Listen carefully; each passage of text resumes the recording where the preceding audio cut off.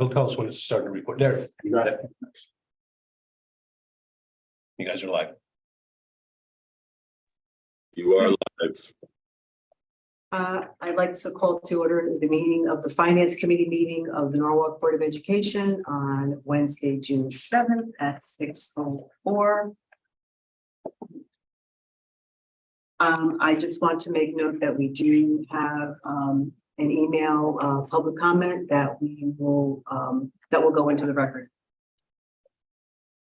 Next item on the agenda. Are we ready to do our report? I'm sorry. Oh, I'm sorry. Can I make a motion? Can someone make a motion to approve the minutes? Motion. I have a second. Approved. Approved. Next item.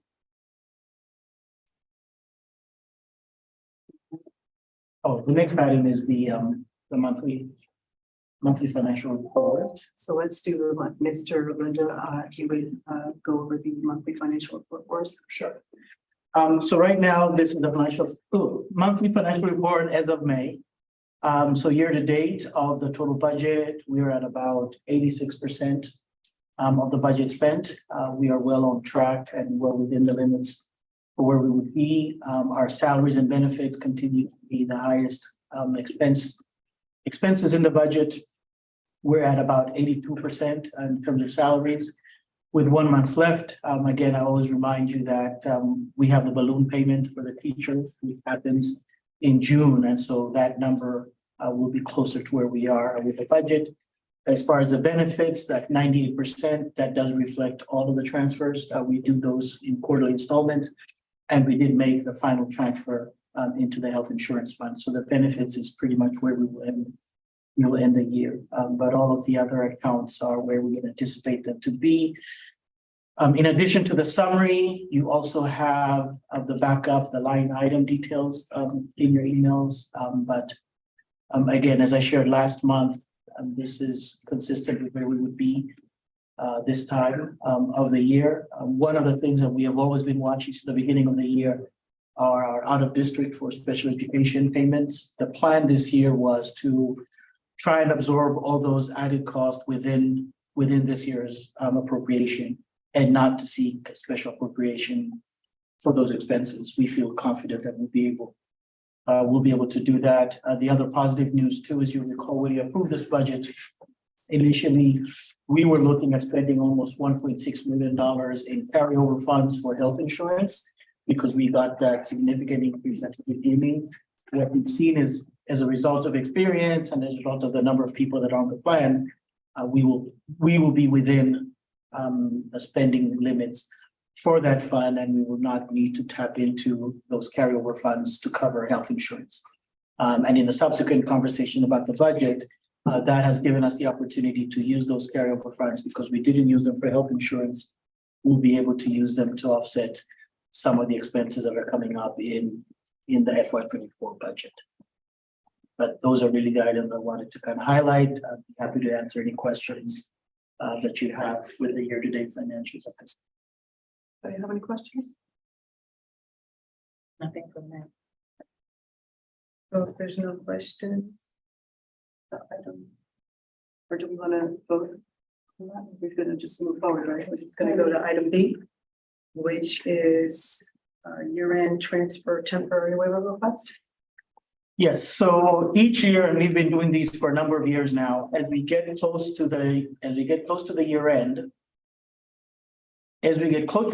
we come to you and ask for, we bring to you all transfers over $10,000. As we wrap up the year, we do a series of transfers at the end to clean out the books and to balance out the accounts. So we usually come to you this time of year to request that you will give that authority to the superintendent to allow us to do those transfers, and then we will bring you the list of those transfers at your September meeting to show all of the transfers over $10,000 that we made to balance out the accounts. The reason we ask for this is because as we start closing out the year, there's a number of reports that we have to do. We have to do the EFS report for the state. We're working with the auditors to close out the books. We're determining how much is left to carry over and to put together a carryover list. And therefore, it's much more efficient to do it this way rather than wait until next month's finance committee meeting to approve those transfers. So with this permission, we will move forward and just make those transfers internally with the superintendent's approval. But we still bring all of those transfers to you for your review in September. And so we would ask that you approve this request as you've done in previous years. So we could just efficiently close out the year. Go ahead and vote, Ms. Motion to move to the full board. Second. Motion that is passed, so we will bring this to a full board. Yes. Item C, which is FY 24 tentative operating budget reconciliation. I'll be here. So I'm going to stop share. Yep. Switch files. And then share, and then pick up this one. Reconciliation, President, yeah. Oh, this one's. And then you just move away from it and go to slideshow. Yep.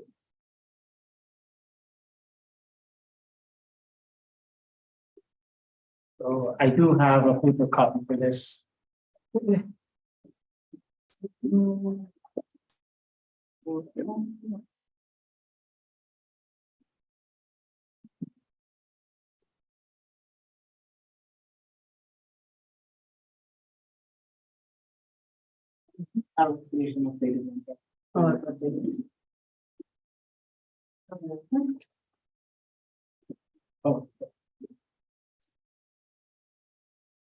So I gave you two documents. I'll go over the PowerPoint that you have and you can follow with me. The other document I gave you are basically the schedules that support the presentation. So within the schedules, you have detailed information on the general fund and the general fund summaries and all of the object level detail for the general fund. Included in those are information on the grant fund summaries, summaries by grant, the different grants that we receive, and then object level details of the grants. And then we also do that for the food services fund. So you have the summary of the food services and then the object level detail. So you have the detail in your hands that I'll go over. The PowerPoint, which will walk through, and all of those information that are in the detail will be included in the PowerPoint. I do have members of the budget team that are on the Zoom. Kristen is here, our budget director. Sandra's been working closely with us on the grant side of things, and then the entire budget team is here. So first and foremost, I want to thank this dynamic team for working through a rather challenging budget and getting all these numbers together. We'll formally recognize them on Tuesday as well, but I did want to give my team a shout out, and they're all here working hard, updating numbers till about 5 minutes ago coming into this presentation.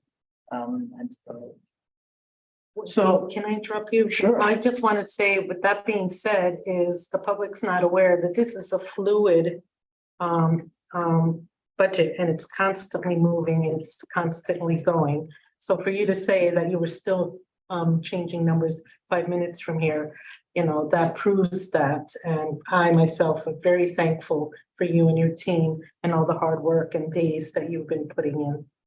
Thank you.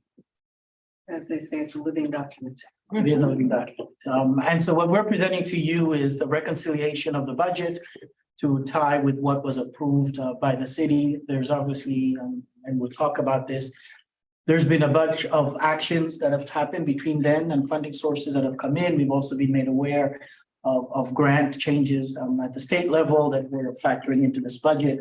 As late as Tuesday night, the state budget was approved, which has a significant component on our budget. And so we're still evaluating those numbers to update how they factor into our grant allocation for next year.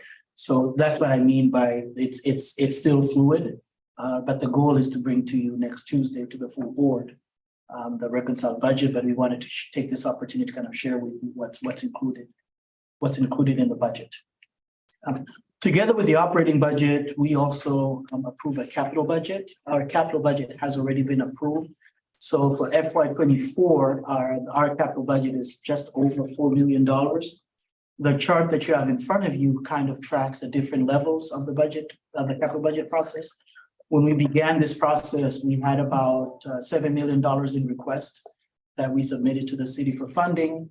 The next phase of approval was the CDCFO's recommendation, which reduced that to 2.8 million. The mayor then reviewed the budget, the capital budget request, and funded 4 million of the budget. What we noticed at the time in our budget was that our Brookside Montessori program, we had requested 360,000, but it was not funded in the city CFO nor in the mayor's budget. And so in working with the mayor and not to go over the 4 million allocation, we worked with the instructional technology team and also our schools teams to, I've highlighted in gray, we moved some money from the instructional technology, which was funded at 850. So we've took 50,000 from instructional technology and applied it towards the Montessori program. And then we took 25,000 from the school projects so that we had $75,000 for the Montessori program to buy equipment related to the program. The balance of those needs, the curriculum supplies items, those will be covered through the curriculum materials for next year's capital budget and some curriculum material funds that were available in this year. So that's how we make that Montessori program whole. The other thing I know that we had great conversations around was the band instrument replacement request. We had submitted $300,000 request. In the CDCFO recommendation, it wasn't included, but the mayor did fund it at the full amount at the 300,000 level. That has gone through the process. We are actually now in the RFP process so that we could source those materials. We're working with the city purchasing officer and our purchasing officer working together to issue that RFP. And so pretty soon we'll be going out to bid for that. And we hope to have sourced these equipment and have them ready by the beginning of the school year. But we did want to kind of share with you that this capital budget has been approved. The funds have been appropriated and the bonding resolution for them has also been approved. So then we'll get to the general fund budget and other funds. So the general fund budget that was approved by the city is just over $226.5 million. And this budget in front of you reconciles with that number. Together with that, we have grant funds that we also use to fund our operations of about 34 million. And we have the school lunch fund at about 6.7 million. So our overall combined operating budget, I say we're just over $250 million. And so it's a big budget with a lot of moving parts, but that's kind of what we manage on an ongoing basis throughout the year. So what you have in front of you are all of those three buckets, and I'll go into detail into each one. I'll start with the grants and the school lunch fund, and then I'll go into the general fund last, because that is our major operating budget.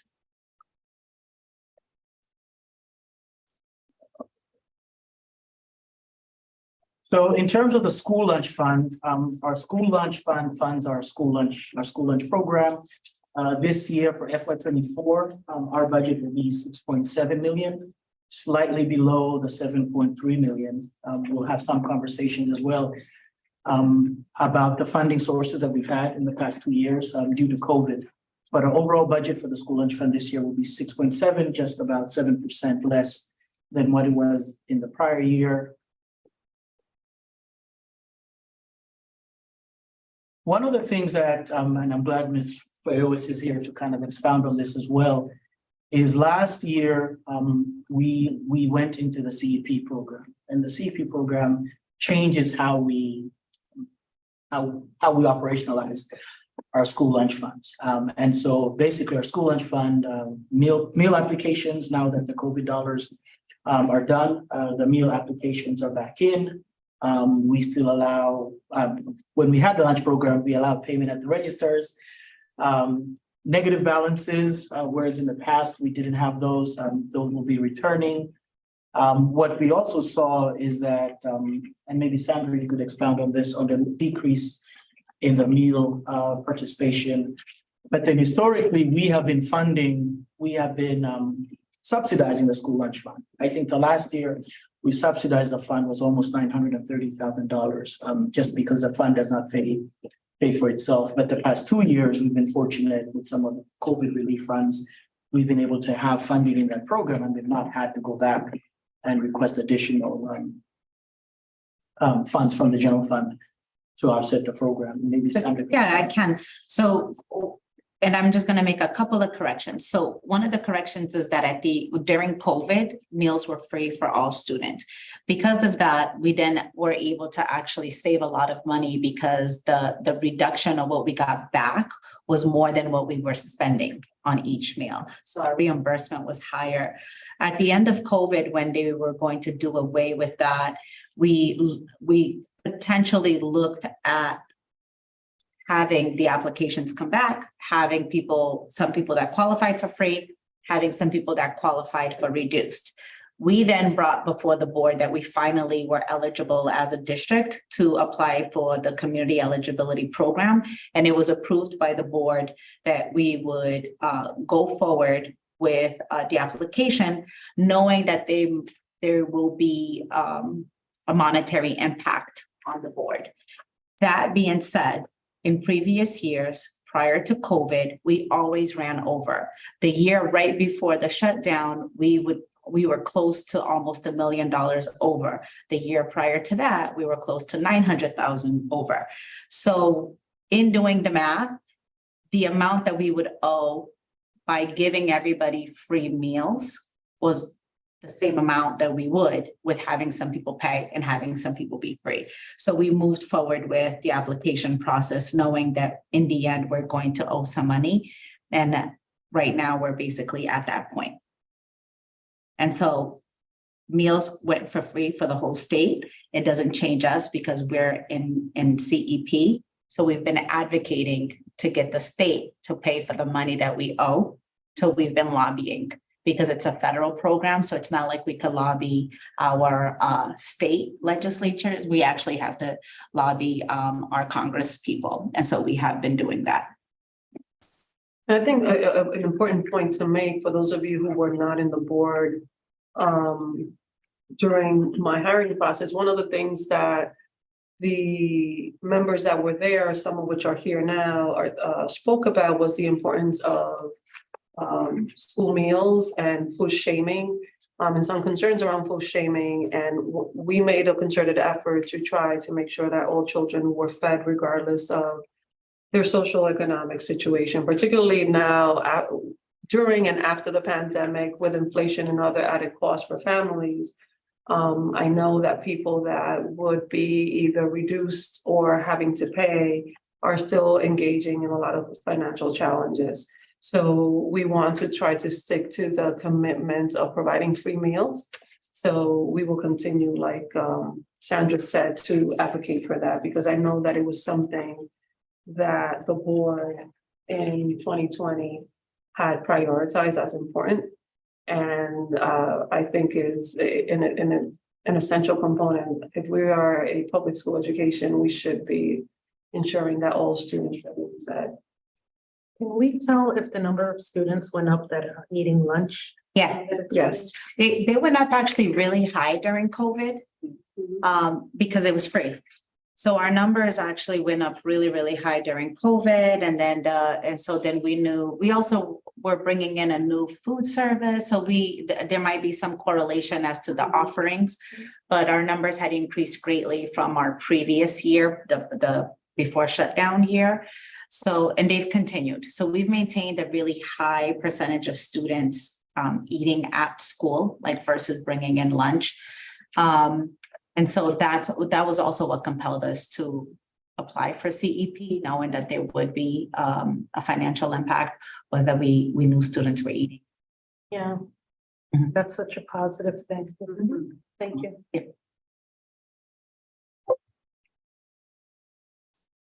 So this chart is similar to what Ms. Ferros was saying earlier. This shows what the ending balances have been historically and where they are now in the school lunch account. You will see in 2018, from the general fund, there was just $350,000 that was contributed into that fund minus the fees and the grants that we received. And the ending balance was zero, because what would happen is we would see as we get to the end of the year what the deficit amount is, and we would transfer that dollar amount to zero down. to zero it out. So that's why you see those zero numbers on the ending balance. And the following year, the same in fiscal year 21, there was about 480,000 from the general fund into the food services fund. And then in 2020, the last year that we did the transfers was just under $1 million. And then you can see that the federal and state grants bumping up because of COVID, those federal dollars that we got in district. And as a result, we were able to offer the offerings and the meals. But because we were getting some additional funding, we were able to accrue some balances in that account. But now you see now that those dollars, that program has gone away, fiscal year 23, the year that we're in now, we began with about $2.2 million. So far, we haven't done any general fund contributions. I ran this about 2 weeks ago. We were at about $4.2 million in fees, expenses 6.3. At the time, we had about $264,000 in the account. There are some federal dollars that we haven't yet received some grant revenue. By the end of the year, we're anticipating we'll probably be at about the $500,000 mark this year. So we don't anticipate needing general fund contributions. And looking at projections for next year, we anticipate that next year will probably be close to the last year that we were able to continue without subsidizing. Mhm. But in fiscal year 25, so once we start talking about next year's budget or the year after, we will need to have conversations about budgeting for that transfer because we've had the luxury of not having to do that. So that's in a snapshot of what's happening. If I can add just quickly, I Yes. apologize, Linda. The jump from 481 to 927 is when we used to do a program where if you owed money, that's the food shaming that Alex was referring to. If you owed money, the district would give you a cheese sandwich, like regardless of whether you wanted lunch or not. And then the families would be forced to pay their balance. And so then that's how we used to actually collect some of the money, was sort of by putting it on the child. And so then once we stopped that practice is when we saw that jump, in case anybody's ever wondering about what made that general fund contribution go up so high. It's because we then picked up the balance instead of putting it on the family.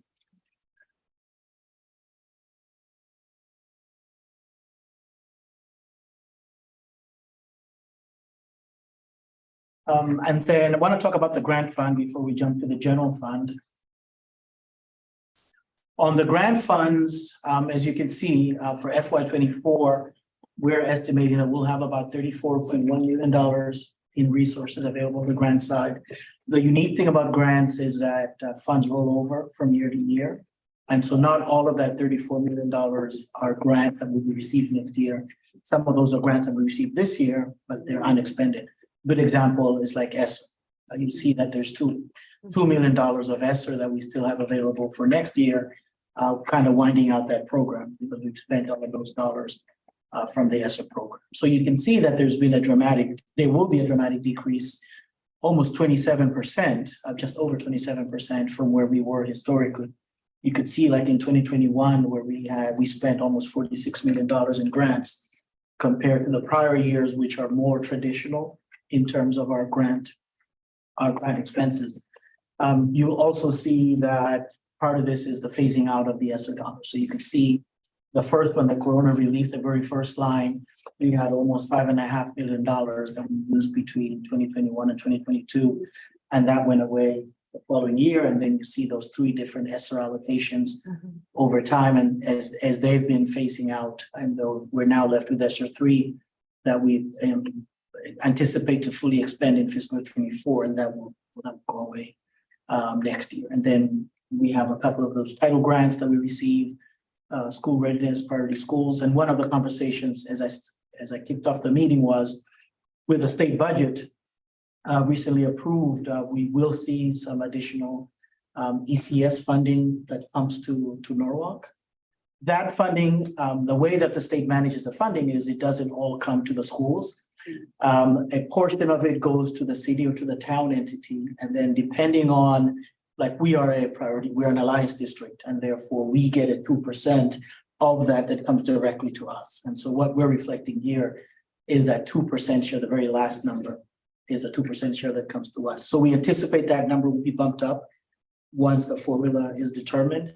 But the city will also receive additional ECS funding that they receive as the city. That is intended to offset their expenses towards public education. I was gonna ask that question, so how would they use that money? I'll repeat the question. Yeah, so the way that and this, all cities do this, towns, even when I was in New Canaan, is it basically just goes into their revenue pot. Okay. So they take the ECS, all of the grants, the tax dollars, and then they basically allocate whatever the request is, whatever that percentage ends up being. And so that is just a way for them to offset tax reliance to fund districts. Most districts that aren't alliance don't get the 2%, so they're entirely reliant on that piece. So we have that. So we're not sure how much we're gonna get. We will know, because the budget was just approved Tuesday night, Right. last night. And so we're working with, with the CASBO, Connecticut Association of Business Administrators and various organizations to determine what it is. Because it's based on a number of factors. It looks at population, it looks at relative wealth, it looks at size of the budget. And so we will know those numbers over the next couple of weeks, what that number ends up being. And I think one thing that is important to iterate, when the ESSER dollars were first coming in, and Sandra, you can speak even more to this, we had to apply and advocate and request. And we were one of the few districts, even early on in the process, that got some of the highest allocation because of the way we engage in the grant application process. So I think it's important to know that we have been very aggressive about going out, and either when it was competitive or we knew that there will be an allocation, but the quantity of the allocation was not specified. We always will have been very aggressive of making sure that we could bring into the district the maximum amount of funding. And I don't know if you want to speak a little bit of the early. Another slide also that will show some of the competitive ones, but like with the SRU base, these applications are crazy, but you had to basically demonstrate with data the need, and then be able to actually demonstrate that your strategies are research-based and that you're applying them to that need. So we were able to do that to the maximum amount, that we were allowed. And actually probably got more than what had been quote unquote allocated to Norwalk, but we had successful applications then. And for the most part, we have successful applications.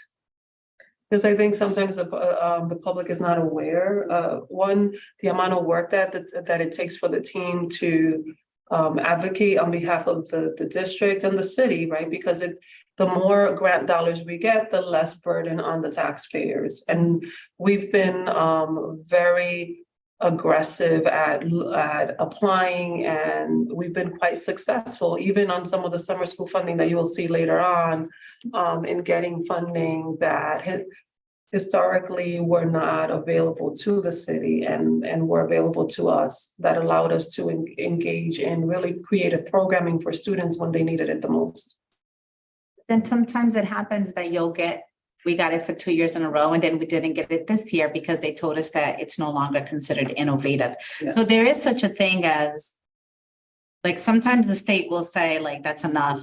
We've now are moving on to another district, and we respect that. Like, it's the same thing that happened with the HVAC grant. So there are things that sometimes we apply for that you don't get, Grants can be a double-edged sword sometimes, because, you like the money, but sometimes, you don't Yes. get it. Right? Sometimes you don't get it. Yeah. So I do want to say that, that for the ones that we compete with, you can compete with the same exact application again and be denied. We experienced this year with the Carver too, same application, but they just said, now we're going to give somebody else the opportunity. Now, the ECS money from the state. Now, I know Governor Lamont had approved it was 150 million for education, right? So was the ECS rolled into that? Was that part of was that inclusive of ECS?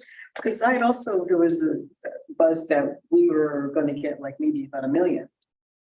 So I haven't seen the final numbers, but yes, Right. so it would include all the Right. statutory grants. Okay. So included in those are the ECS. Right. Alliance grants, so all of those that are part of the statutory grant. And I think a final point that I want to make around grants is that they're very specific in terms of how we can utilize the dollars. A lot of times people have the misconception, well, why are you cutting? Like, why can't you use this? Grants have very prescriptive requirements that we have to follow, and supplanting is not allowed. So we have to be very strategic in making sure that how we allocate grant dollars really align to the guidelines and expectations set by that grant.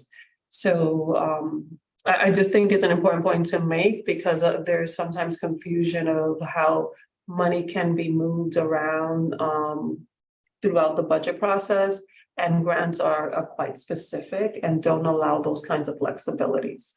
So we could have personnel in a grant that we need to maintain there because we cannot supplant them with, like, teachers, for instance, because the grant doesn't allow for that.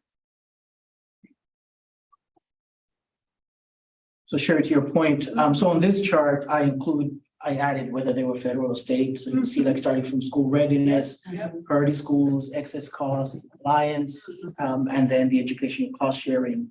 Those are kind of the state statutory grants that are part of this budget that was approved by the governor. And so what we're monitoring to see is, we believe that some of those FY 24 numbers will fluctuate once we get that. We'll get that final number. And then this is just that same chart, just looking, the chart before looked at it by grant. This is showing what we paid for. To the superintendent's point, you see that salaries and benefits, you see the decrease in salaries and benefits because the grants that went away, like the ESSER dollars that we used to fund positions, salaries are going down almost 41%, and correspondingly benefits 38%, because we're not paying for positions in those grants. And the position that did remain are only those positions that are allowable by those grants that remain. And so this chart kind of complements the chart that I just showed before. And Ralph, glad you're here. And so the other thing that we also wanted to highlight was, in addition to these grants, there's a lot of other sources of funding that we are actively, as a district, looking to help offset, again, the burden on taxes, but also to provide the necessary services. So what this chart shows, on the foundation side, we have a number of grants that foundation funding that comes directly to the district that we manage, but there are also a number of grants that we collaborate with our partners that are identified for that entity, but they're specific for the use of the district. And maybe Ralph, you could. And in many cases, when you work with philanthropy, especially when you're working with larger foundations, there's a tendency not to want to fund a public entity. They want to fund a nonprofit, so like a 501c3 or so forth. So a lot of what you see here, this is just an example. Well, actually, it's our funding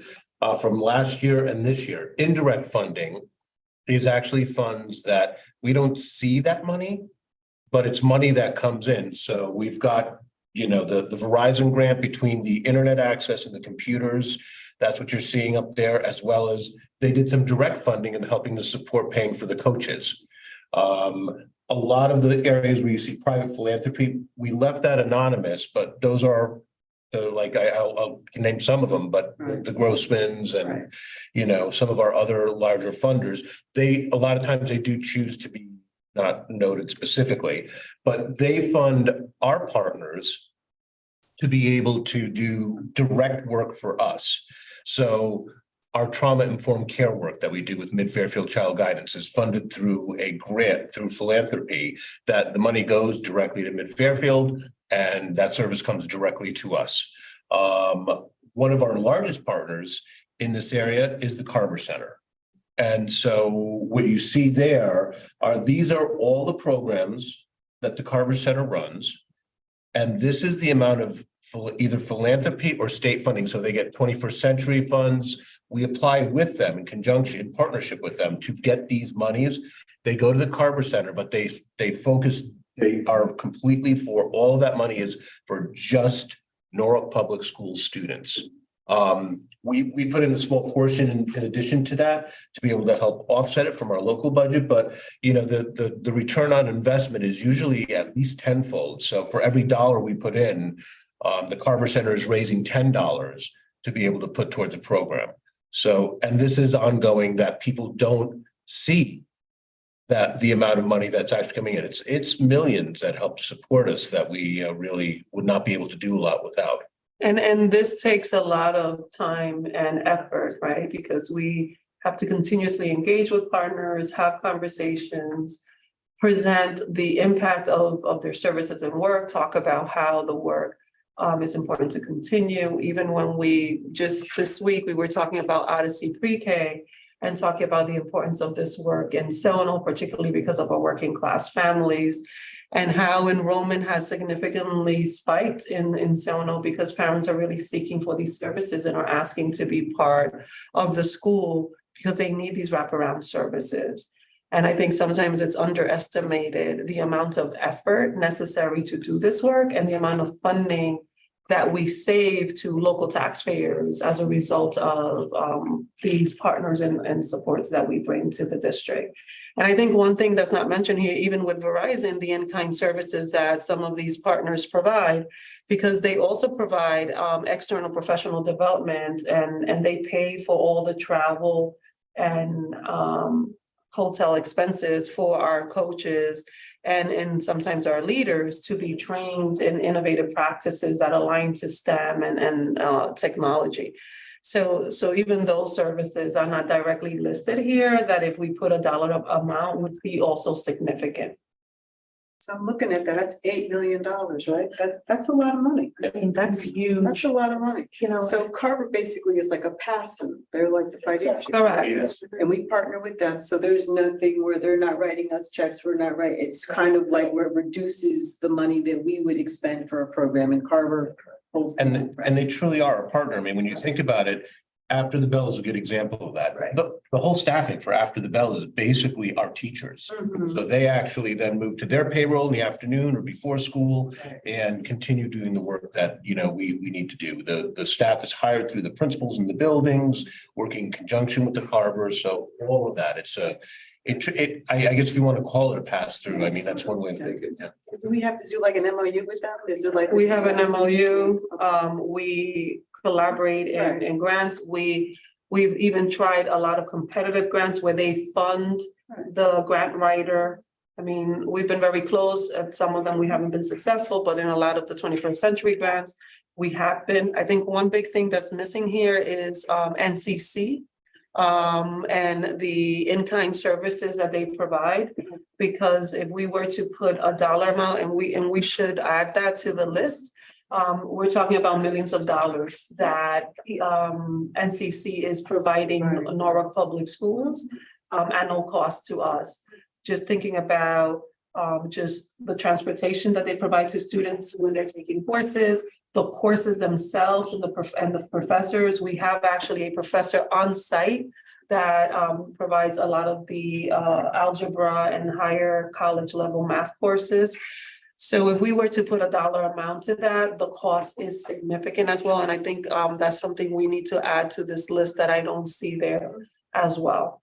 I think people underestimate in the public the amount of partnerships and collaboration that the team engages in to ensure that we save money to our taxpayers. The other important part too is that these partnerships are looked for. You guys are constantly researching, calling, making connections. They just don't happen. So $8 million is a lot. Imagine $8 million on the budget right now. This is money that has been saved. And I'm glad he put this screenshot up there because the public needs to understand how hard and the money that's being saved right now that we are not asking for. Right, exactly. Right? And again, it's kudos to Dr. Stray and her team that have these connections, that are building these bridges and are continuously looking for more. I think there's two other things that I think are not here that I think are important to highlight. the equity work that we've been engaging with Dr. Fergus, those came through philanthropic dollars as well. I think that's important to know. And we didn't have a data and analytics team. The reason why as a district now we can have a data and analytics team is because of philanthropic dollars. We really needed to have these structures in place, one, to carefully monitor graduation rate, to carefully monitor student progress, not only in our K-8, but particularly at the high school level when we're really tracking credits and making sure that kids are on track to graduation. And now having this team collaborating with RISE, which is another in-kind service that we need to add to this list. They're there, I missed it. Yes, yes, they are. The Rise in Research Analytics. Okay, so they're there. But I do need to add the equity. But what I mean in terms of in-kind services that they provide is the data platform that we utilize that is not an added cost here, but it is if you monetize that, would have been a significant cost that allows particularly our ninth grade cohorts to be carefully tracked for on trackness. I know that sounds redundant, but it's another service that it's not coming out of the taxpayers' dollars, that it's really important in ensuring the success of our scholars. And also the additional advisors that they provide as a result of the partnership, particularly at Brian McMahon, that add an additional support to our scholars. So you can see those because the indirect funds, the average that they give us from RISE is $75,000 a year. So you have 2 staff members, that's that $150,000. Then they give us direct funds to be able to help offset supplies, whatever else is needed in the building to be able to support the programming. And I think that's also a misconception with the public is so many things, staff, programs that are paid by this, that they think it's being paid by the district, and then they question, why is that more important than something else? But we're getting the help, and this is what we need for the children, so.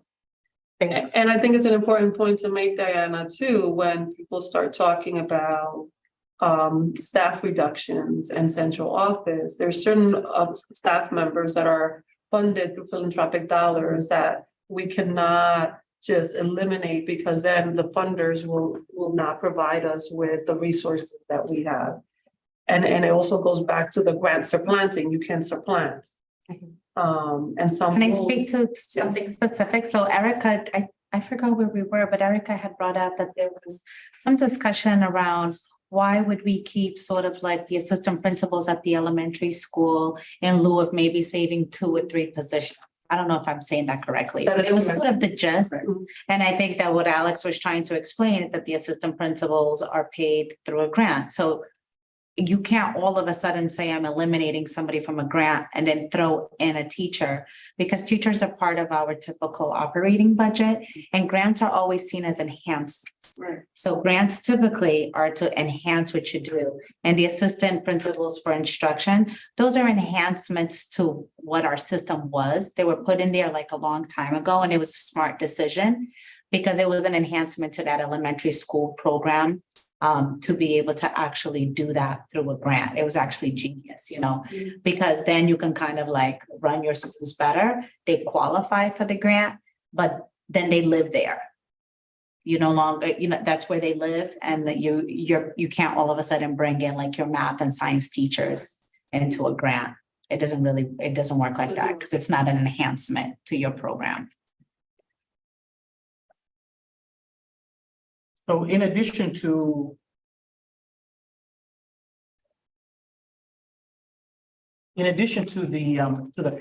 philanthropic dollars and those statutory grants that we talked about, we are continuously looking for new and potential grant opportunities as well.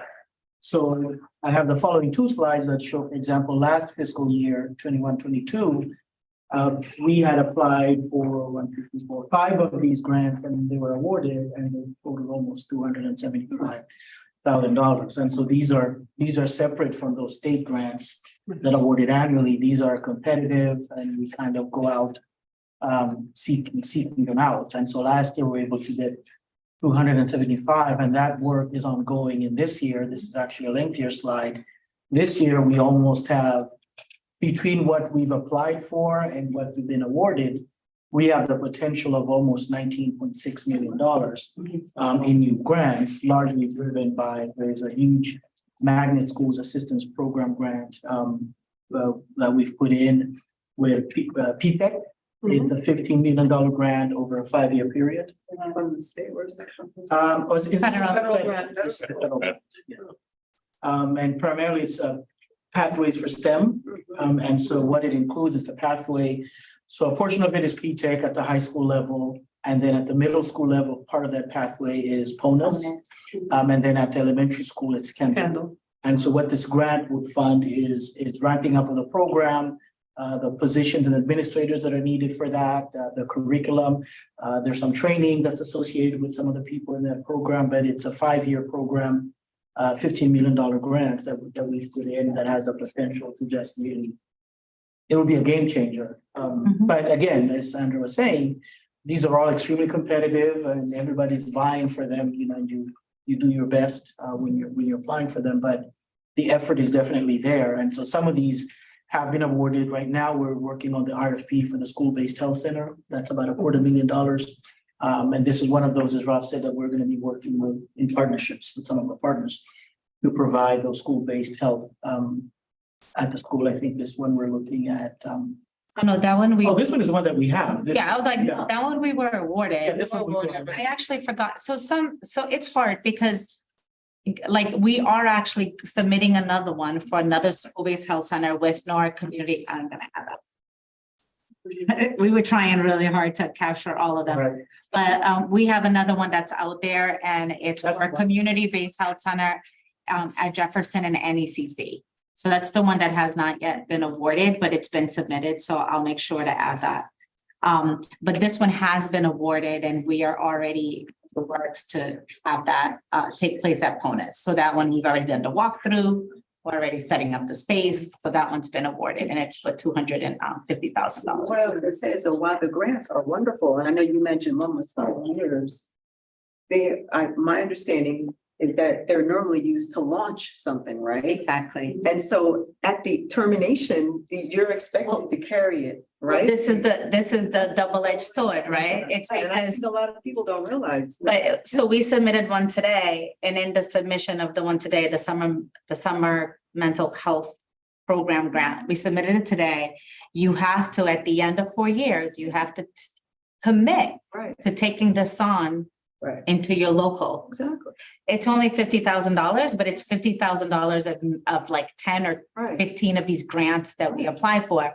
And so the people that are your grantee will tell you, Mhm. like, are you guys willing to absorb this? And then to get the money, obviously, we say, of course, we're willing to absorb this because we have 3 years to figure it out. Right. But you know, you are expected to then carry this on your own. So thank you for bringing that up. That's a great point. I think another important point tied to that is that doesn't only apply to grant, it applied to philanthropic dollars, Exactly. right? They allow us More to so build the than- concept Exactly. and give us the ability to take it on Right. with the expectation that at some point we will carry the cost. But in the interim, we're saving Saves some 3 money. to Correct. 5 years worth of taxpayers' dollars. Correct. Absolutely. That is significant. And it allows us to bring in services Mhm. that are essential. Like Right. I go back to data and analytics. Mhm. The district was operating without a nucleus, if we want to use the scientific term, right? At a core, an organization needs to understand its data to make informed decisions, and not having a data analytics team prohibited us from doing really smart systemic decisions that were grounded on data. And now, as we're building this team, we will be able to effectively engage in this work.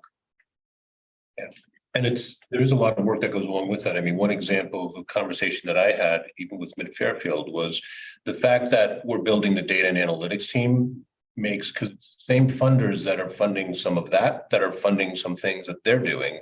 They're triangulating that piece, saying you're getting now the data to be able to help the social emotional piece that you need, so that then we'll keep funding our partners to be able to continue doing the work because they see that. So, you know, it does take a lot of time to kind of make sure all the pieces really fit well together. And Linda, I did forget one grant here, so, Yeah, we'll have to update the slide. Well, can you just mention which one you're missing so that the board knows? Yeah, so last week we were awarded a $91,000 grant. But it was specifically for Masonic boards is what I placed. Oh, yeah. So this is, again, for the board that we're using here, what we use in the classrooms. So the cut in the capital funds, the sell off, that's usually what I put in the capital funds is that amount. So it's going to help with that offset in capital funds, but it can't be used for anything else. It's like it's specifically for that. And it's a public, this is not necessarily an educational piece. It's around educational technology at times, but it's a public utilities grant. So it's more of a municipal grant. So what is that? So it's actually the, let's see, the Public Education and Government Programming and Educational Technology Investment Account. Quasi-government account? Hmm? Some kind of quasi-government agency? Yeah, so it's like municipalities can apply for this as well too, and other entities. Yeah, so we do try to look outside of just traditional. Good. And we're not gonna belabor this, but for instance, we have so many, like, we have the fresh fruits and vegetable grant. We have, like, some of them, like, we don't even like talk about because it's like produce that we get and it's hard to like put. I think we need to quantify that, and Sandra, if we could please add that, because I think there's a misconception in the public that we say that we are very competitive for these grants and like, oh, but we don't see it. So I think we need to really elevate and make it very visible to the public, all of these resources that we're bringing into the district for the betterment of our children. I can't. And I know Godfrey was at the event where we were celebrating the bicycle, for instance, that the smoothie bicycle. But it was tied to what? Yeah, it's tied to this other grant, So this other grant, Dairy. healthy eating. Dairy Farm Right. Association. When are you expecting to hear on the magnet school assistant program, the 15 million? I don't know. We just submitted, it's gonna take. some It'll be a time. while. I I talked These you- to- Some of these you don't get for like quite like 6 months. I spoke with Dr. Black yesterday and he was anticipating September, October. Yeah. And that was massive. I That bet. took like Yeah. he 5 told me departments to that. put this thing together. It was an Sorry. intense process. Slaving over it. It was intensive. And kudos to Dr. Black for bringing this forward and leading the effort around this. Absolutely. So now I'm going to kind of transition to the general fund. So we've talked about the food account, we've talked about the grants, we've talked about philanthropy, and so this is kind of a segue into the general. As you know, we've been having conversations around employee health insurance. And you recall that last year in negotiating with the teachers union and part of their contract, there was a clause in there that we would go out and do an RFP to see if there was the possibility of moving to the high deductible plan, which would potentially save funding for the district. The way that the clause was written was that we would go out for the RFP, which we did. We received 4 vendors that kind of bid and gave us results. We worked with our broker who reviewed that. We presented that information to our union members because it needed buy-in from them to transition from the state into this high deductible plan. And when we first went out, we have 8 unions in the district. 8 units in the district. So the first time we went out, 7 of those 8 voted not to transition. There were a couple of issues that came up with managing a high deductible plan, just the out-of-pocket cost, even though it has a health savings account component. But the feedback we heard, at least for the employees at the time, was that it does provide some burden on them. And so as a result, they voted not to move forward at the time, and the district, based on how the contract was written, we could not move forward with that contract at the time, and we notified NFT that we weren't doing so. So right now, we're in negotiations with NFT because it opens up that conversation with them. So one of the things that the NFT brought up was that when we initially went out to the unions, we did not include there wasn't a financial incentive to the other unions to join. We basically just said, here are the two plans, here's the cost. And the feedback they gave us was that we should have provided an incentive to the unions, and which we sat down in this room and had the conversations, and we said, fine, we will go back. In fact, the teachers union, their proposal was that what if the district gave, instead of 50% contribution to the savings account, what if the district did 60% of the contribution? So we reviewed that internally, and the proposal we put together was, instead of the 60%, we actually made an even more generous offer of 75%. So we said the district would put 75% contribution to their savings. We met, went back to the unions. Again, I had conversations with the union leaders. In each case, I asked the union leader if they felt that they had enough information and feedback from the last conversation to make a decision on behalf of the members. And all of them said they didn't feel like they could. They wanted to go back to the members and get member feedback. So they all did. So they all went back with this new proposal when we gave them all the information, the financials. And the second time around, again, 6 of the 8 voted no, not to move, even with that incentive. We were not able to get, because of scheduling, the NFP was not part of that vote, but subsequently we sent it to them. But again, the clause was, if one or more unions says no, it wasn't moving forward. Where we are right now with the teachers union is, the teachers union has informed us that they would still like to pursue this just for the teachers without any of the other unions. So we are working with the insurance broker, and we hope to have an answer next week. One of the questions we've posed to the state, because in the past we've been told that we can't do a piecemeal plan. We can't take away some members and leave some in the plan. It's got to be all or nothing. So what we want to do with working with Mooney, our attorney, we do want to get that in writing. And so we are going through that formal process with the state to say, look, what if we have this, and there's a whole application process. So basically we're going through the process to say we have these unions that want to stay with the 2.0, this union doesn't, here are the people. And just give us a definitive answer in writing if this is possible or not. So we're waiting to hear that. They may come and say, yes, in fact, you can't take a piece, but they may come back and say, we'll keep this, and that other group may be able to go separately.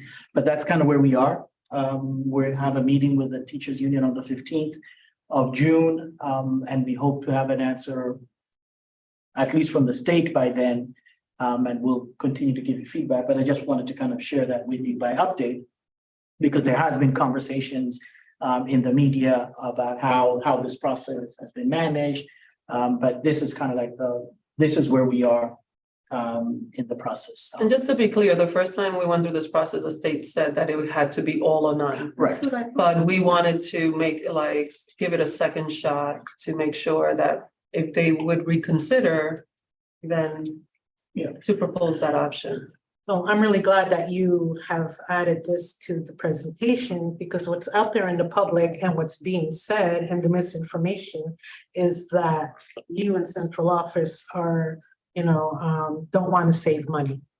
And that's totally ridiculous. And the public has to understand that it's all or nothing. But now you guys have even taken a further step to say, we are going to ask, we're going to see if it works out, and let's see what happens. But I also want to be very clear about one thing, is that we're not going to do something that in the backs of our employees. And I think that that's something that has to be clearly articulated in this whole misconception and misinformation. When we spoke to these different bargaining groups about the different choices, we had the opportunity to speak to different members about the hardship this shift would cause them. And we want to maintain a healthy workforce. And in making a shift that would not allow people to acquire healthcare in an affordable manner would impede us from maintaining a workforce that's healthy. And we cannot save money. The city is not doing it. The city is not shifting to a high deductible plan because they themselves articulated that they didn't want to do something on create savings on the backs of their employees. And I don't think we should have the same mindset because our staff members, one, deserve better. They are the ones that care for our children day in and day out. And if you heard the narratives of some of the members that we had the opportunity to hear from, and some of the presidents articulated those concerns to us, we can engage in such a practice. I understand the importance of being cost effective and efficient, but it cannot be in the backs of people. And I think that that's something that has to be re-articulated because I think that there's a lot of misinformation around this process. Of course, we want to find the most economical ways of doing it, but it can be in a manner that is depleting the well-being of the people that are serving our children. The same way we are invested in making sure that our students have the best possible education, we are also invested that the people that are coming to work are able to do that because they're healthy. There's so much research out there that if the workforce is unhealthy, that means that they're less effective, that absenteeism increases. And when people are not here, we have to pay other people to come and serve. So there's a cost factor also associated with that. And I think that has to be stated because I know Mr. Asmani and his team has done a really outstanding job of communicating what this plan offered and so what are some of the limitations like any other plan. And the different bargaining groups had the ability to put this out. So and they voted, and we have to respect their decisions. And in furtherance of that, basically, we've got staff, right? Who some are very high earners, some are modest. Correct. And so some of these plans, while they may be better or more cost effective for a higher earner, it poses a burden for somebody who's not as much of a high earner, correct? And so Correct. therein lies the problem. And so you want to find something that is going to be advantageous to everybody. And even those that are higher earners, Right. if you look at the list, voted no. Mm-hmm. So when you look at the list, Right. you have those that are not high wages, Mhm. and then you have those that are, and they still say no. No. Mhm. The important thing is they voted. It wasn't a decision made by Correct. you or your. Correct. team. And we didn't put this proposal forward. This proposal was put forward because NFT wanted us to take this into consideration, and we did. Right. But One it step was forward. based on all members, all bargaining groups agreeing to this.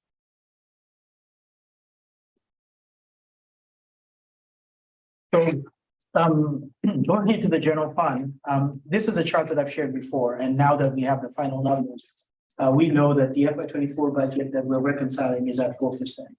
And so I've shared in the past how traditional funding patterns have been in FY 21 with the advent of the ESSER funds. There was that 0%, and then it picked back up to 4.5% last year and 2% this year. So we are at 2.5%, 4% this year at 226 million. But you notice that had we maintained some of that more traditional trajectory, we would have been higher, even if we weren't funded at 4% or 3%. But the net impact of some of those decisions is that we are at a place today lower than where we would have been. Granted, yes, we did receive COVID funding during this period, but this chart kind of just shows where we are. And now that we do know we're at that 4% that we're currently reconciling. So in terms of the budget development itself, how we put these budgets together, internally, I just kind of highlighted some 10 key steps in the process. We typically begin with a pro forma budget, which is the baseline. We look at the positions that we have. We looked at the programs that we have in place without making any assumption with new programs, and we put together a pro forma budget. We go back to the departments and we ask them to put in their request, what they think they're going to need. So we get the request from the departments. Finance department does sit down with the departments to kind of do another review of it. We make some adjustments. Either if it's for staffing or sometimes, one department may be looking at doing a program that is included in another department. And so this gives us the opportunity to kind of take a holistic view of the budget. And then with all that information, we sit down with the superintendent and the superintendent issues the superintendent's recommended budget. We sit down with the board to review the superintendent's recommended budget and all of those requests up until that point. And then you approved, this year was in December, historically was in January, what the BOE tentative approved budget, which then becomes the request to the city. That budget becomes part of the city budget process. The mayor and the CFO put together a recommendation. That recommendation goes to the Common Council. The Common Council has public hearings. They put forth the recommendation. The BET has a public hearing and they put forth the recommendation. We then engage with our schools and start doing the school-based budgets in the process. This year, with some of the challenges with the funding, when we got to step 9, we actually went back a step to kind of step 2 and 3 and sat back again with the departments to kind of review the budget and made some further refinements. And so now we are at the process, towards the end of the process, where we have reconciled our request with what the needs are and what the budget has been approved by the city. So this chart just kind of shows, using those same timeline, how our budget has transitioned over time. But when we first went out, the initial request from the departments was at 18, just over 18%. That was adjusted to 14.9%. Superintendent and the board recommended 12.7%, which is what we sent to the city. When the mayor issued recommendation, it was 4%. When it went to the Common Council and they set the cap, not necessarily identifying money for the board, but it would have allowed the BET to allocate to the board 4.6%. When the BET met and discussed their budget, they voted on a 4%, which is where we are now. That is a number that we're abiding by. So right now we're reconciling to the 4% of the budget. So in looking at the line items, our overall budget is going to be 226.5 million, which is at 4%. So what this chart shows is by the line items where our budget lies. Obviously, as we've shared, salaries and benefits continue to be the highest part of our budget and will continue to be so. But these are the buckets of the budget based on the major categories. And then just looking at that same budget in a different way in terms of a pie chart, you'll see, and I laugh at this, it's almost like salaries and benefits are like the Pac-Man eating everything else. Salaries and benefits account for a huge part of our budget. So when you're challenged with the challenge that we had this year to reduce that request to a number, there is no easy way to do this.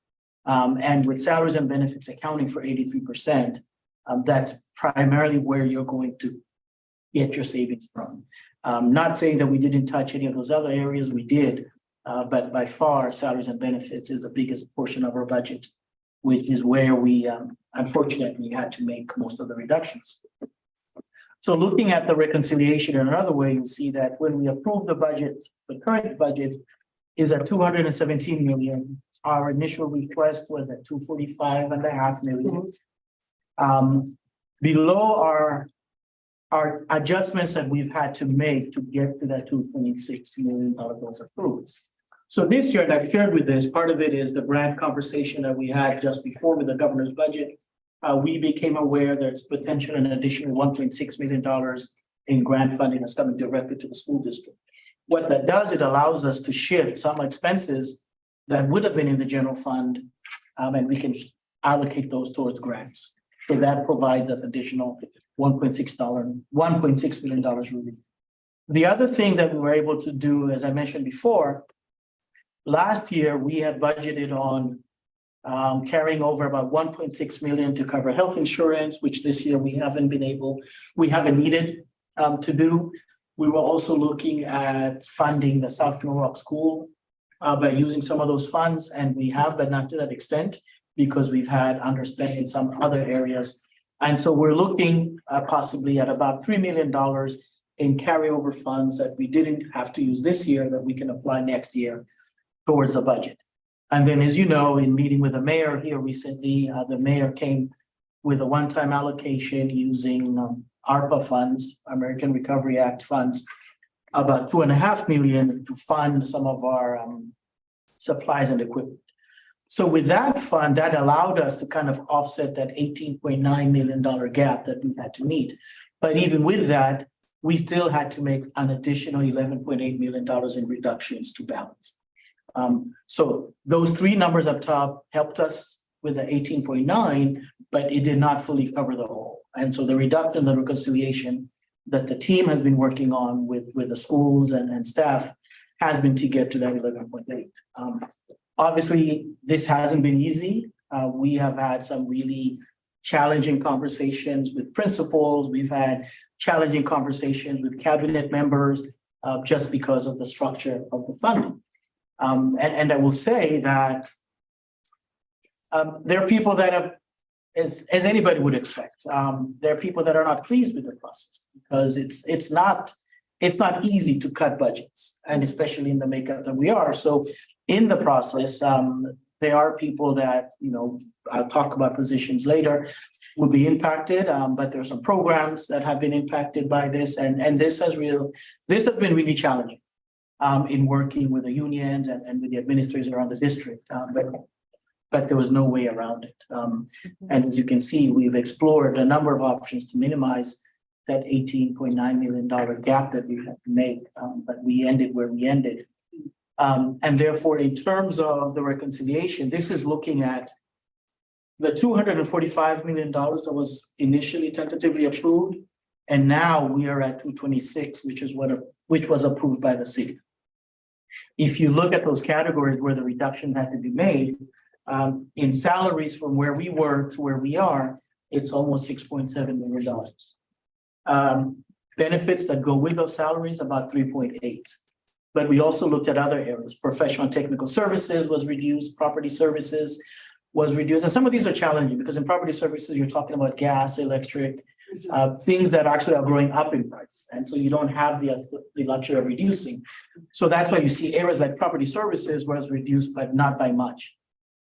Other services, what we have in other services, this includes things like the out of district tuition, transportation. Those are like the big drivers of those other services.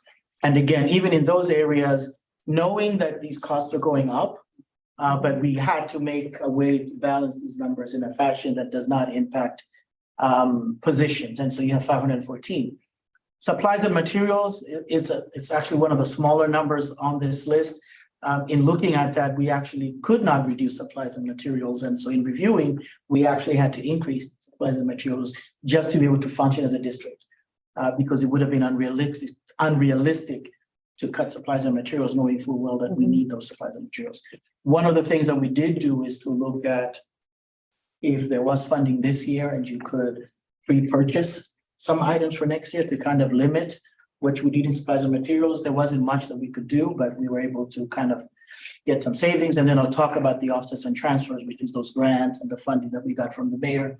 So this is how we were able to kind of get to that 226 million for the current year. In working with the schools, there were a number of things that a directive that the superintendent set out.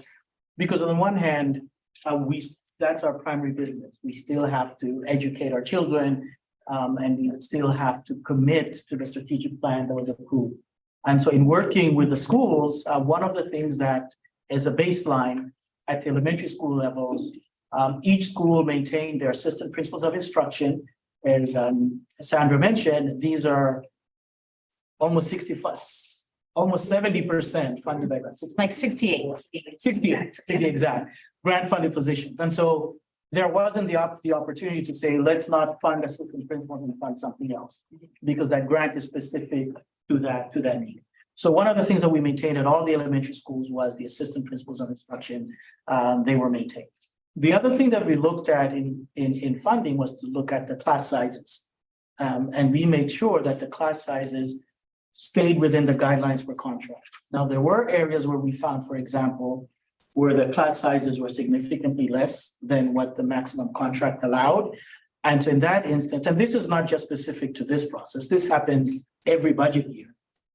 You look at class sizes, and in some years, schools will reduce sections, and in some years, schools have to add sections based on enrollment. And so we went through that process as well this year. One is looking at what are the class sizes that we need, and then from there, we kind of started looking at the staffing. And so this process, again, works in collaboration with the schools and the principals together, working together. The other thing that we also wanted to maintain in the schools was the math and reading and writing improvement teachers. And so these, the superintendent felt were critical because they addressed a need and it would have been detrimental to eliminate these positions when they're most needed. Even though people say COVID is over, but the impacts and the effects of COVID are long from being over. And therefore, these were kept in the budget as part of the guidance. All schools maintain math and literacy coaches at the elementary school levels. And then each school will continue to maintain at minimum one school counselor per school because those are needed. At the middle school, again, maintain the math and reading improvement teachers. Some schools that had the resources were actually able to add support in this area. All schools maintain school counselors, especially at the secondary school that met that school counselor association ratio of 1 to 250 students. District-wide, we're able to maintain that ratio for all of our children. And then each school was able to maintain $40 for after-school sports and other related after-school programming. These were reinstated last year. 40,000, yeah. You said $40, but it's 40K, I'm sorry. 40,000. One kid will play Yeah. one day, one sport. $40,000 for each middle school not even. to allow for that to continue, because that was something that we felt that we could not. And then when it comes to some of the things that we used with some of the mayor's funding that I'll talk about, we were also able to use that funding to maintain the hockey program as well, that we use that funding. Because we have a joint hockey team between the schools. At the high school level. Can I interject? Sure. And with hockey in particular, we have a partnership with the Rangers that helps supply equipment and resources. I think that's another one we need to add to the grant list. Yeah. That really help facilitate that work. And we've had the Rangers visit some of our middle schools to do some coaching sessions with the kids and also bring all of the equipment that were donated to our schools, allowing us to really they also provide free training for our gym teachers so that they can integrate this sport into their curricula. So I think that's an important piece to note. So at the high school, again, we aligned the program with a program of study requiring at least 15 student minimum where appropriate. Again, we maintain the school counselor ratios at the high school. One thing that was done this year was at the high school level, in light of these reductions, were the elimination of the department chairs at high schools and the mid school. So this role is currently under review. May be adjusted in the future, but that was some of the major adjustments that happened this year at the high school levels. All levels of this year, as we do in the past, we do a holdback of about 0.5% at the elementary school and 1% for the high schools based on enrollment, because enrollments are estimates. And so we hold that back, and then usually in November, right, Kristen? Around November and January, we kind of review what the actual enrollment is, and then we release some of those funds to make sure that we have the appropriate per pupil at each of those levels. We assign workbook allocations for math and science at $43 per pupil, and for English language at $21 per pupil. Technology supplies at elementary schools at $10 per pupil and $15 per pupil at the secondary school level. And then this year, because of in the past, we were able to allocate up to $2 million in magnet funding throughout the district. Given the challenges this year, we were not able to provide that additional magnet funding to the schools. However, we were able to include that within the school-based budget and also identified some grants that would fund some of those magnet, because the district is still committed to the magnet programming in the district. As far as some staffing highlights, our MLL teachers, multilingual learners, and bilingual para-educators will remain within the school-based budgets.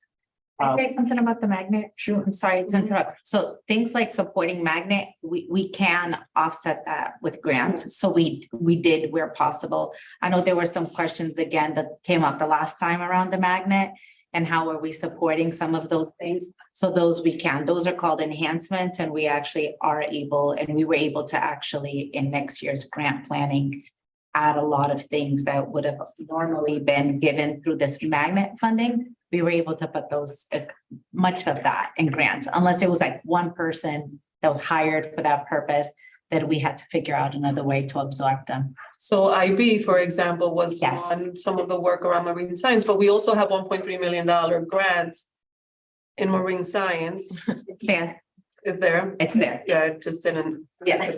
Just want to make sure that we receive, that we'll be enhancing those programs. I know that the digital media program at Norwalk High School was another one. So I just want to make sure you have some examples of some of the ways in which we were able to address some of the challenges that the limitations in the budget created, but we were able to offset it with grant dollars. Thank you. And then finally, as I wrap up, we did maintain library media specialists at all elementary levels where applicable, at least one writing and reading improvement teacher at every school, and every school maintained a pattern and literacy coach. And again, we talked about the school counselor ratios. And then on average, the for pupils credited by level at the elementary school is just under 12,000. I'm sorry, can I interject? Yes, you may. I just want to reiterate the piece around the math and literacy coaches, because there's been a lot of talk about why not eliminate coaches in lieu of so on and so forth. And I think it's very important to highlight the importance of staff professional development and growth, particularly because we are in a field that is ever evolving and changing, and there's so much research and new innovation in how to best effectively serve students. Just a perfect example of it is the shift from balanced literacy to the science of reading, and the importance of training all of our staff to effectively teach our students how to read. And there's a lot of new research and a lot of new strategies and techniques that our staff need to learn to better support our students, particularly now as we are exiting the pandemic and so many students continue to need supports and interventions in how to learn how to read. We need to continue to build capacity. Same thing applies in mathematics and how we're thinking of math and how we see math as more of a real world application versus just a like kill and drill. And how do we infuse these practices into our day-to-day learning experiences? So coaches are instrumental in supporting staff to build on their capacity and working hand in hand with principals in making sure that the professional development that's being provided to staff is directly then being applied and infused into the day-to-day learning experiences of students. I think that's important to reiterate. And then I hate to make it all about the grants, but it really is, because one of the things is the math and reading improvement teachers were originally part of the ESSER grant. So I think people don't realize that these were originally part from the original, the ESSER 2, which is now 3 years ago, I think, or 4 years ago. And part of that is that we would then absorb them into local. So we've been working really hard to absorb some of those things that were in ESSER into local, and some of those commitments get made 3 or 4 years ago that we would then implement and keep going. So when you said coaches, then it reminded me of the improvement teachers. Yeah. And there's no role that's more important than the other. I think they all work in a cyclical manner, and they all serve a purpose within the work that we do. So I thought it was important to emphasize this, particularly around the math and literacy coaches. because they also directly tie to our strategic plan, which is really building instructional capacity across the district.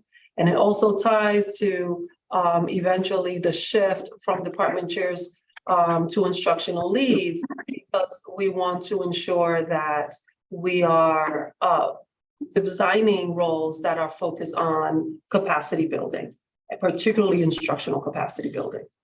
It also clarifies the misconception in the public eye that you're not teaching math and reading. And we hear that all the time. We see that in social media. You know, when are they going to get back to just teaching math and reading? But you are teaching that. It's just called a little bit different. And like you said, knowledge, you know, learning is knowledge. And you have to keep up with the changing world. But also teachers were not expecting to be through a pandemic and for these children to be, you know, in this situation. And they've had to learn how to teach in a very, very different way. So it's all positive. And coaches have been instrumental in supporting a lot of those processes throughout the pandemic. And they have also been trained to learn some of the most innovative strategies and practices that now are being turnkeyed at the school. And that process is ongoing and continuous.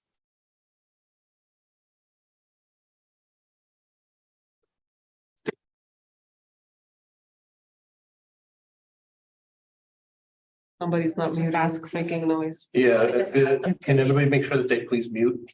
Whoever's on the iPhone. iPhone 31.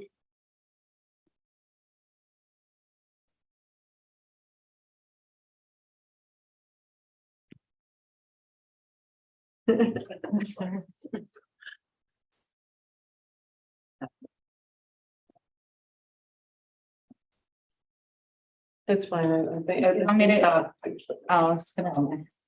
And that is the end of my presentation. So I leave this final slide, to kind of recap.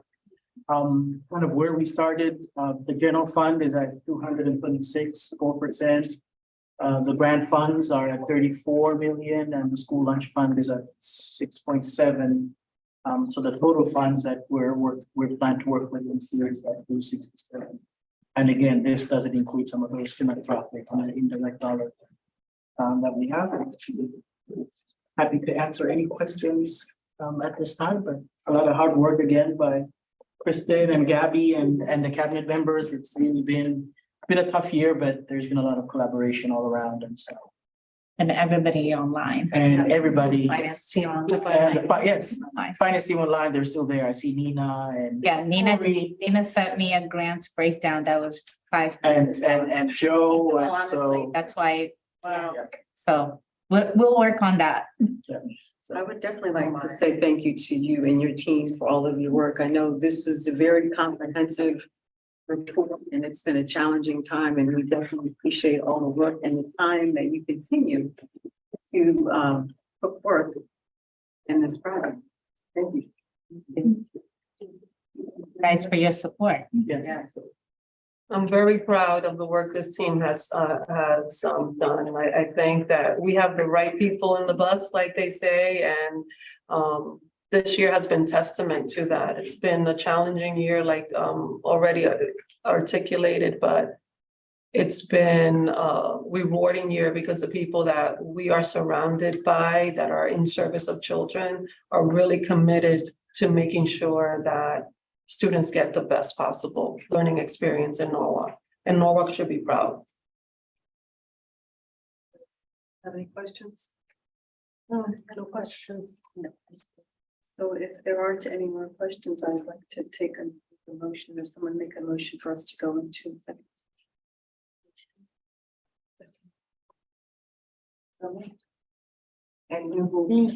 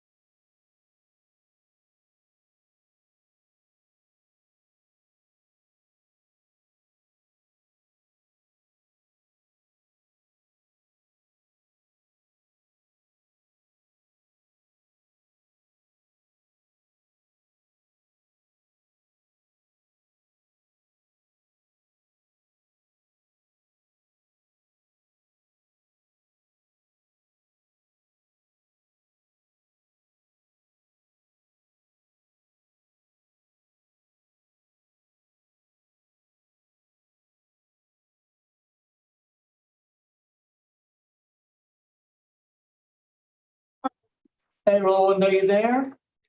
Yes, I am.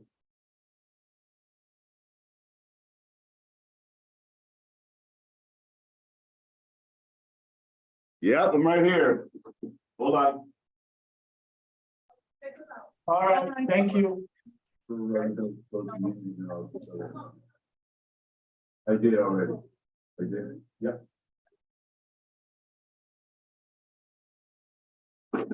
Dr. Strayer is on her way back in. He is here. All right, so we have, the finance committee has returned. We thank everybody for attending, and so we would like to end this meeting. Motion to adjourn. Motion to adjourn. Thank you and Thank you, everyone.